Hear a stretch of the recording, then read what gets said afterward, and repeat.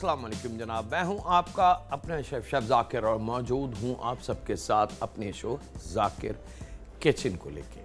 Saturday Sunday आम रमज़ान यानी कि ईद के बाद हम सैटरडे संडे लाइव नहीं करेंगे, लेकिन ये ख़ास तोहफ़ा समझ लें हमारी जानिब से या ख़ास कोशिश समझ लें हमारी चैनल की जानिब से कि सैटरडे संडे रमज़ान में जितने सैटरडे संडे होंगे हम इंशाअल्लाह ताला लाइव शो लेके आपके साथ रहेंगे, यानी कि बीच में एक दिन का भी गैप नहीं होगा।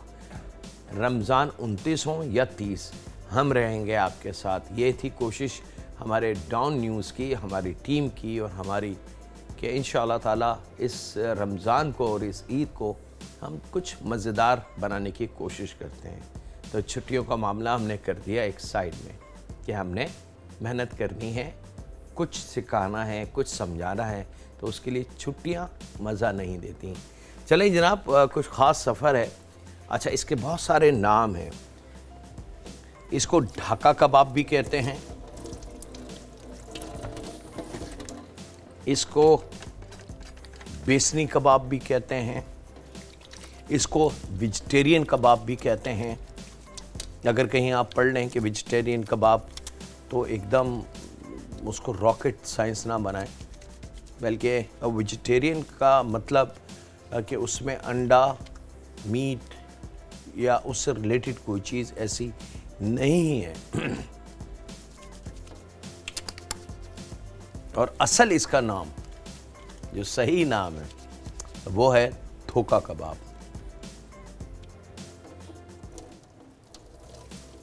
ये नाम इसलिए मैंने आपको बता दिए हैं ताकि हो सकता है कि आपको ये चीज़ कहीं नज़र आए तो आप थोड़े से डिस्टर्ब हों।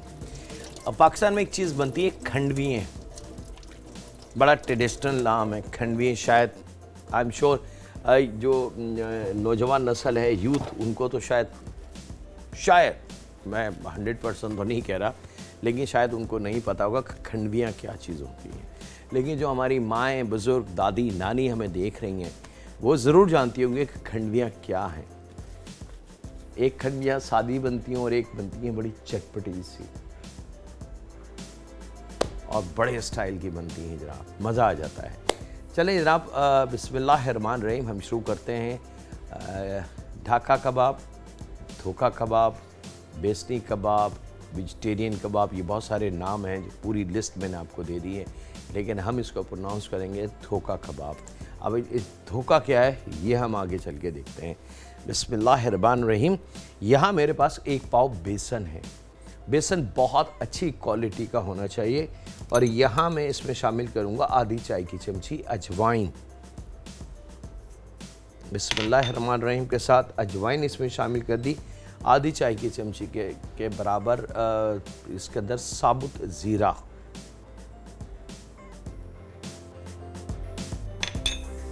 और बेकिंग पाउडर तकरीबन आधी चाय की चमची के बराबर। जायके के हिसाब से नमक और थोड़े से पानी के साथ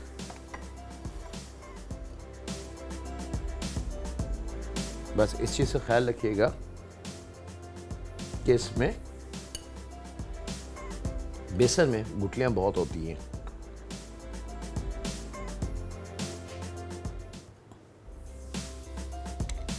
तो उसको ज़रा हाथ से आपने चेक करना है।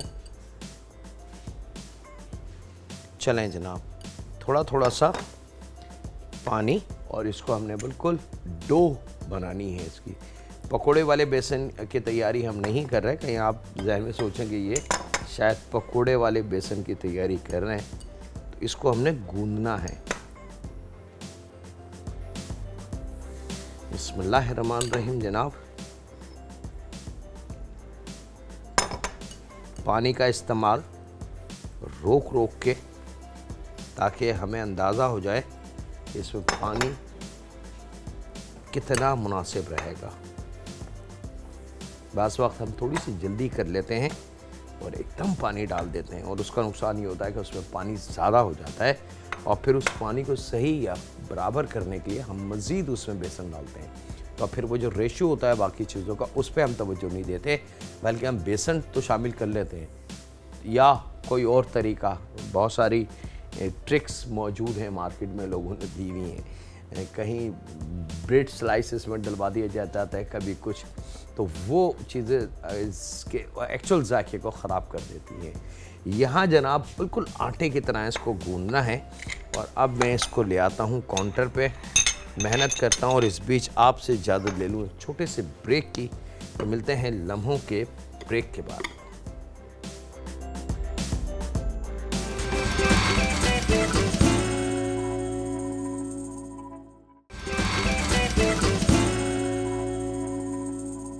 वेलकम बैक जनाब, ब्रेक से वापस आ चुके हैं। यहाँ पे तो आप देख सकते हैं कि डो हमारी बहुत शानदार सी तैयार हो चुकी है। खुश्क बेसन थोड़ा सा इसको समेटने के लिए,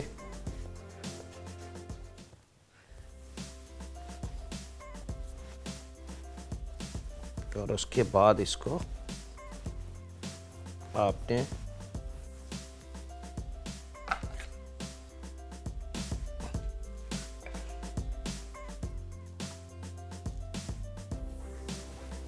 दो हिस्सों में काट के रोल कर लेना है खुश्क बेसन के साथ। अगर आपने इस पर खुश्क बेसन नहीं लगाया तो ये आप इस तरीके से इसको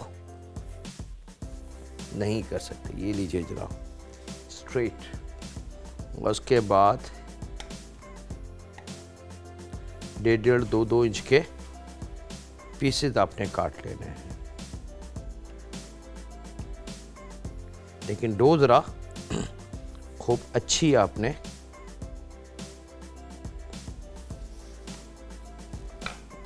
गूंदनी है।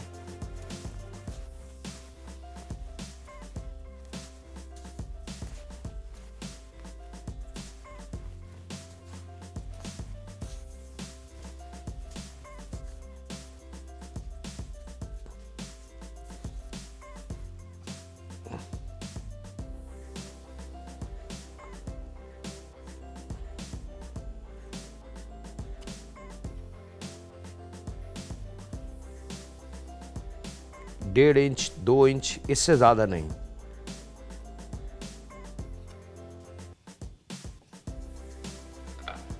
और उसके बाद इस तरीके से इसको रख के ये इसकी फिगर इसको दे दें।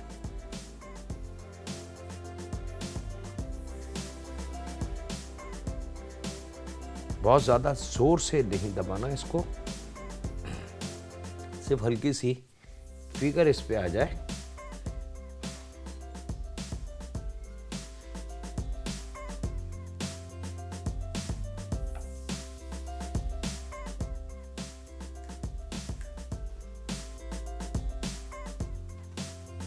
अच्छा, बेसन जो है बहुत सारे, एक तो हमारे घरों में तो बेसन 2 ही चीज़ों में इस्तेमाल होता है, एक कड़ी में और एक पकौड़ों में।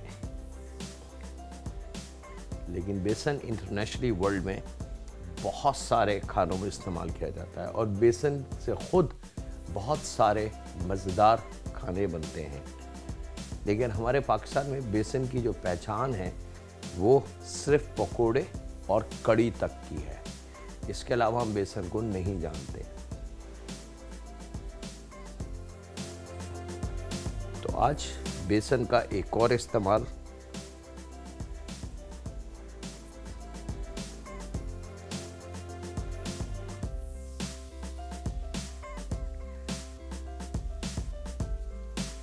ये लीजिए जरा। अभी आप देख रहे हैं जैसे जैसे इस पे फिगर्स आती जा रही है, हाथ के निशानात, उससे इसकी एक तो खूबसूरती में इजाफा हो रहा है और सेकेंडली इसका साइज एक बनता जा रहा है। यानी कि आपको दिखने में वो अपील, उसकी जो है लुक बड़ी खूबसूरत से, क्योंकि फिंगर्स के निशान आ चुके हैं इसके ऊपर। तो वो एक कुदरती डिज़ाइन जो अल्लाह रब्बुल इज़्ज़त ने हमें हमारे हाथों को दिया है,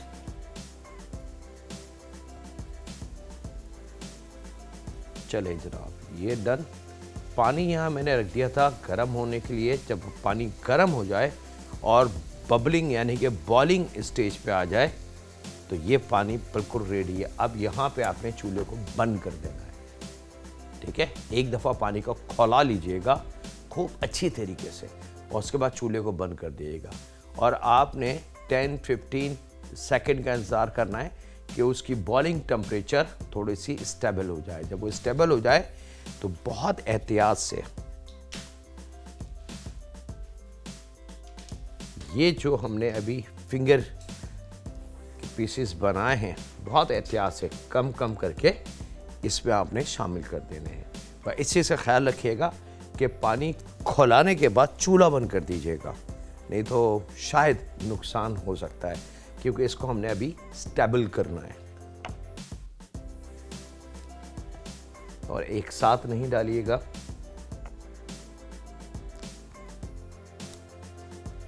चलें जनाब। अब आप इसको कुछ नहीं करना है, खोलते हुए गर्म पानी में इसको थोड़ा सा सेटल होने दें। अब आप देखेंगे, अगर थोड़ी सी कैमरे की वजाहत से दिखा दें मेरे देखने वालों को, कि आहिस्ता आहिस्ता ये कबाब फ्लोटिंग फॉर्म की तरफ आना शुरू होगा, यानी कि जैसे जैसे वो हीट को लेके तैयार होना है और मसाला और बेकिंग पाउडर अपना अमल शुरू कर चुका है, मतलब चेन रिएक्शन जिसको हम कहते हैं, वो इम्पैक्ट इसमें आने लगा, तो ये पानी की ऊपरी सतह पे आने लगे। जब 2, 4, 6 ये देख सकते हैं आप, 1, 2, 3, 4, 5, 6, 7, 8, 9, 10, 11 ये फ्लोटिंग करने लगेंगे। ये हमने अभी ना चम्मच चलाया इस पर, ना चूल्हे को हमने खोला है, ना कुछ। ये खुद ब खुद कुदरती इफेक्ट है, ये खुद ब खुद जंप लेके ऊपर आएंगे। भाई ये इंतज़ार हमने करना है, इसमें जल्दी नहीं करनी आपने। अगर इस पे जल्दी कर दी तो इसके सफ़र पे से मेरा नाम हटा के बड़े वाले काले वाले मार्कर से बड़ा अपना नाम लिख दीजिएगा, क्योंकि जब ख़राब हो जाए तो फिर लोग जाने कि आपने ख़राब किए। मेरी इल्म, मेरी तालीम ये रही, ना मैंने चूल्हा खोला है, ना इसको मैं चला रहा हूँ, ना इसके अंदर मैं चम्मच की कुकिंग कर रहा हूँ, ये खुद ऊपर की सतह पे आ रहा है। ये सबसे कीमती स्टेप है इसका। अब जब ये ऊपर फ्लोटिंग पे आ जाएं तो इसका मतलब है ये स्टेबल हो चुके हैं और अब इनका मजबूती इसमें आ चुकी है, क्योंकि हीट से अपना चेन रिएक्शन आ चुका है। अब इसको हम टर्न कर सकते हैं अपने फॉर्म की तरफ। लेकिन यह वक्त ब्रेक का है, मैं अपने हाथों को ज़रा साफ़ कर लूँ बेसन से और आपसे इजाज़त लूँ। छोटे से ब्रेक की मिलते हैं लम्हों के ब्रेक के बाद।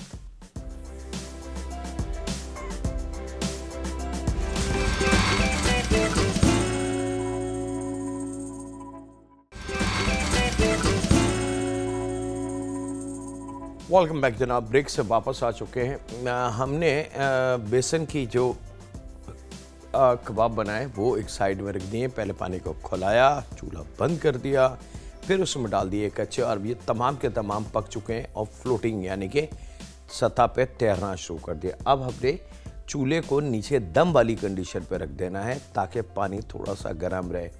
इसमें तेज़ आंच का काम नहीं है। अगर आपने तेज़ आंच करी या जल्दी करा तो ये एकदम खुल जाएंगे। याद रखिएगा थोड़े से नाजुक होते हैं। और यहाँ पे हमने ऑयल लेना है 1/2 कप के बराबर और 2 अदद दरमियानी प्याज, इनको स्लाइस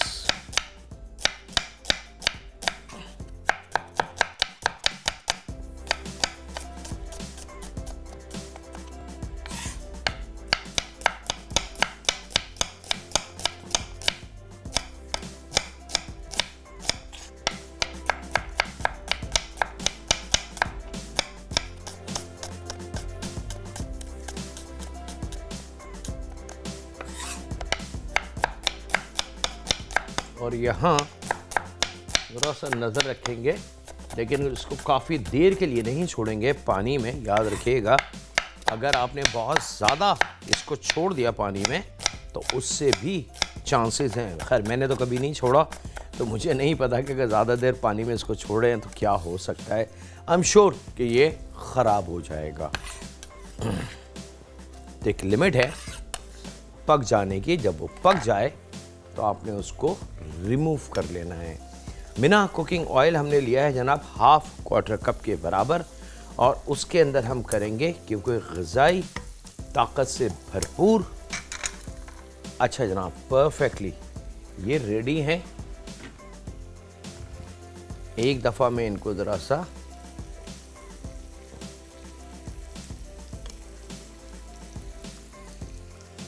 चला दूं और उसके बाद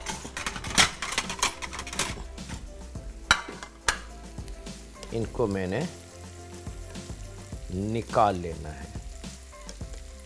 अब आप देखें वो जो फिंगर का हमने डिज़ाइन दिया था वो बड़ी मामूली सी चीज़ लग रही थी, लेकिन वो मामूली सी चीज़ अब एक खूबसूरती में बदल चुकी है। और यही वो चीज़ है जिससे हम अपने खाने को बहुत अच्छा और ख़ूबसूरत कर सकते हैं। नंबर 1। अच्छा, अब यहाँ एक और कीमती चीज़ आपने चेक करनी है।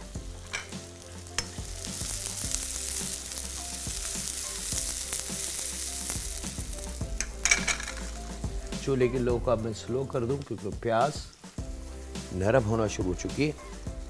एक को आप थोड़ा सा गर्म है, इसको ठंडा कर लूं ताकि आसानी हो जाए मुझे। एक को आपने लेके चेक कर लेना है कि आया नरम है। अब मेरा हाथ का क्लोज़अप अगर दिखा दें, ये देखें, ये देखें, ये थोड़ा सा इसको दबाएंगे और ज़रा सा इसको तोड़ेंगे तो अगर ये बहुत आसानी से टूट रहा है तो तोड़ के अंदर से देख लें कि अंदर से ये कचप तो नहीं है, वाइट तो नहीं है, गुठली तो नहीं बनी भी। ये तमाम चीज़ें देखें। जब ये चीज़ आपको मुतमईन कर दे कि हाँ जी परफेक्ट है, तो फिर आप ये तमाम की तमाम कबाब यहाँ आपने निकाल लेने हैं।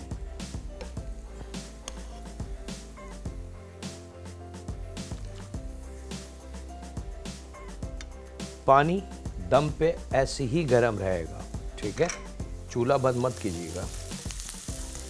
प्याज को हमने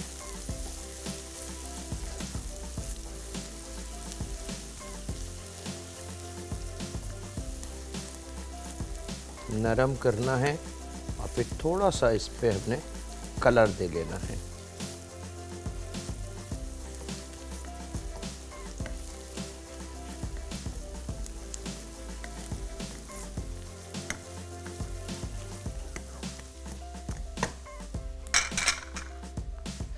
चंद लम्हों बाद चेक कर लें। देखें डिज़ाइन कितना, अगर हम किसी मशीन से या किसी पैटर्न से इसका डिज़ाइन लाने की कोशिश करेंगे तो ये डिज़ाइन कभी भी नहीं आएगा। और इस डिज़ाइन को अल्लाह रब्बुल इज़्ज़त ने हमें जो फिंगर दिए, ज़रा सा हमने इसको यूज़ किया और एक ख़ूबसूरत एक ऐसा डिज़ाइन जो खूबसूरत लग रहा है ये आ गया। तो ये वो चीज़ें हैं जिससे हम धोखा देंगे।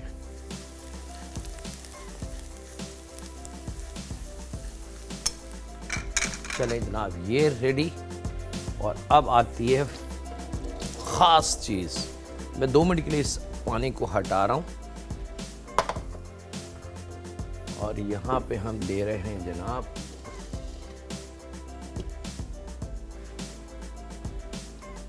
ऑयल। इसको तेज़ चूल्हे पे रख के गर्म कर लेंगे जब तक हमारा मसाला तैयार होगा। प्याज के लिए स्लो आंच में इसको हमने थोड़ा सा पका लेना है ताकि कच्चापन इसका दूर हो जाए, तो खूबसूरती में और जायके में ये बढ़ जाएगी। प्याज जनाब हो रही है। एक अदद टमाटर ले लेते हैं।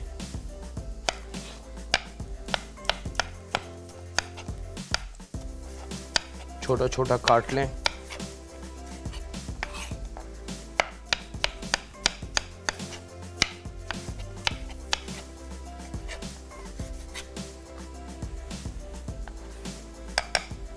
मोटी हरी मिर्च,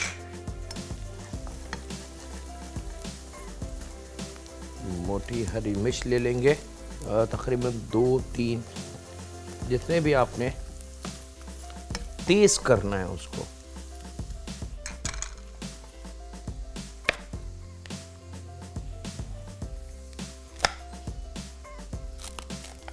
एक की 2 कर लें। मैं 3 अदद इस्तेमाल कर रहा हूँ। जिया क्या यहाँ लहसुन और अदरक। हमें प्याज का इंतज़ार है। जैसी प्याज हमारी तैयारी की तरफ आ जाएगी तो हमने इसमें अदरक लहसुन सबसे पहले शामिल करना है। तो छोटे लहसुन के जब भी जो देसी कहलाते हैं वो ले लें, 6, 7, 8 दाने। बस ऐसा हो कि अगर लहसुन का पेस्ट हम बना दें तो वो 1 चाय की चमची के बराबर होना चाहिए। बहुत ज़्यादा लहसुन का काम नहीं है। छोटा लहसुन लीजिएगा, देसी वाला, क्योंकि इससे खुशबू थोड़ी सी तेज होती है।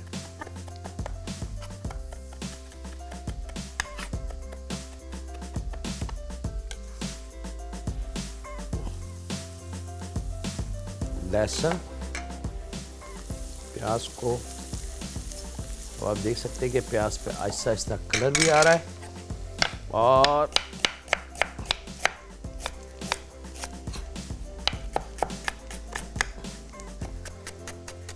एक तरफ ऑयल हमारा बड़ा अच्छा सा गर्म हो रहा है।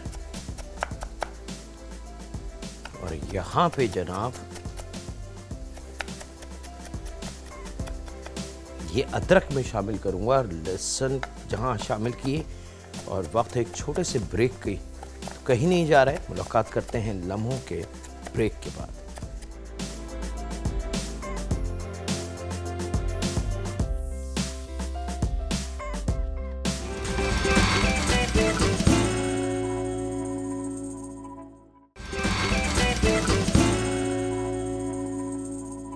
वेलकम बैक जनाब। ब्रेक से वापस आ चुके हैं। जब टमाटर, प्याज, हरी मिर्च बहुत अच्छे तरीके से प्याज में पक जाए, नरम हो जाए, तो आधा पाव इसमें दही डालना है, आधी चाय की चमची धनिया पाउडर, आधी चाय की चमची पिसी लाल मिर्च, आधी चाय की चमची गरम मसाला और क्वार्टर चाय की चमची साबुत ज़ीरा और आधी चाय की चमची हल्दी।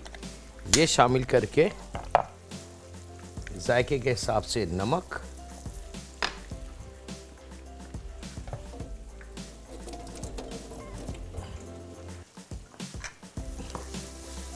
इस मसाले को इस दही वाले टेक्सचर के साथ आपने खूब अच्छी तरीके से पका लेना है। यहाँ पे जो कबाब थे हमने अभी जो आपके सामने बनाए, इनको थोड़ा सा ऑयल में पहले पानी में फिर रख देंगे। तो पानी को गर्म रहने देंगे, उसको चेक करेंगे। अगर आपको लगे कि वो खुश्क के अंदर से गुठली है तो दोबारा गर्म पानी में डाल देंगे। वो पानी इसलिए मैंने रोका था, ठीक है। और अब आपने इसको हल्का सा क्रिस्पी फ्राई कर लेना है। लाल नहीं करना, जलाना नहीं है, ब्लैक नहीं करना। एक हल्की सी क्रिस्प लहर इस पे आ जाए, पानी की सॉफ्टनेस ख़त्म हो जाए, बस इसके लिए हमने फ्राई करना है। और ये लीजिए जनाब, पानी की सॉफ्टनेस इसकी ख़त्म हुई। और यहाँ हमने इस कबाबों को डायरेक्ट यहाँ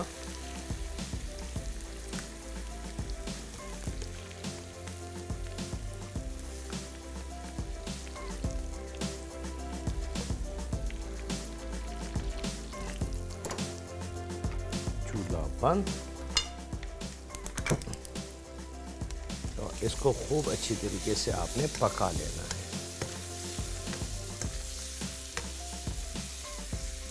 अच्छा, अब इसको शामिल करके आपने बहुत ज़्यादा देर इसको नहीं पकाना, सिर्फ हल्का सा आपने मिक्स करना है इसको।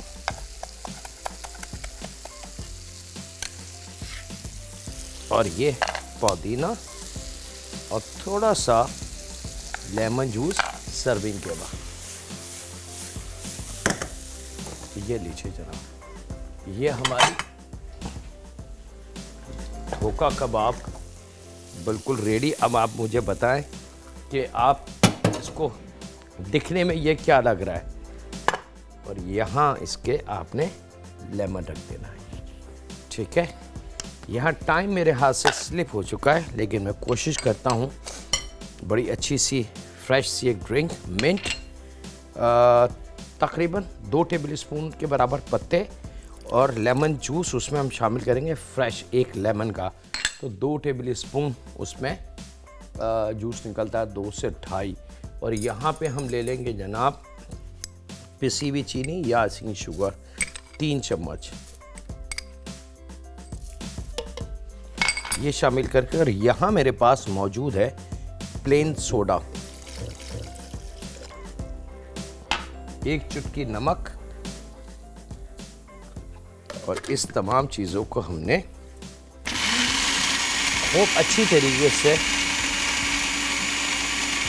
सोडे की जगह आप, क्योंकि सोडा प्लेन है, आप वाइट कोई ड्रिंक भी ले सकते हैं, खूब अच्छी तरीके से इसको आपने मिक्स करना है ताकि आइसिंग शुगर या चीनी जो भी आपने शामिल करी है वो मिक्स हो जाए। और बिल्कुल लास्ट के अंदर इसमें हमें खूब सारी आइस शामिल करनी है। और जनाब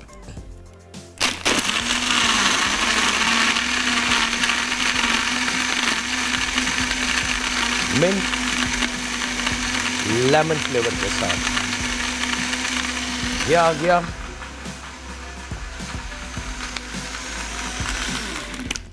ये लीजिए जनाब, बिस्मिल्लाहिर्रहमानिर्रहीम।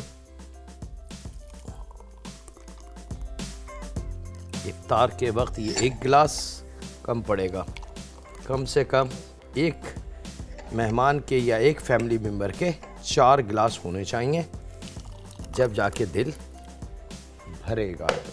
ये लीजिए जनाब, ये आ गया। और पेप्सी बनाएं खाने के सीन को आला।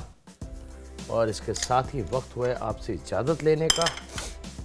अपना, अपने घर वालों का, दोस्तों का, बुज़ुर्गों का, बच्चों का और बेटियों का बहुत ज़्यादा ख्याल रखें। दुआ करते रहें उस खालिक मालिक, उस रब्बे काबा से, क्या खालिक हम सबसे राज़ी हो जा, हमें अपने रास्ते पे ले ले। हम जानते हैं कि हम शैतान के दिखावे और बताए हुए रास्ते पे बड़ी जल्दी चलने लगते हैं, लेकिन ऐ माबूद, हमारा दिल सिर्फ़ तुझे पुकारता है, या अल्लाह या अल्लाह या अल्लाह, और साथ में कहता है अल्लाहु अल्लाहु। तो ऐ परवरदिगार, उस आवाज़ के तुफ़ैल तो हमसे राज़ी हो जा और हमें हमारे गुनाहों की माफ़ी अता फरमा दे। इसी रमज़ान ये तेरा करम होगा माबूद हम सब मुसलमानों के लिए, हम सब के लिए। इस वक्त जितने लोग सुन रहे हैं और जिसने आमीन का आमीन, ऐ परवरदिगार अपनी बारगाह में उन सब को सरखुरू करना। रहम फरमा हम पे, हमारे माँ बाप पे, हमारी औलाद पे, हमारी बेटियों पे, क्योंकि तू रब है और तू बेहतर इंसाफ करता है। अल्लाह हाफिज़ होने के बाद।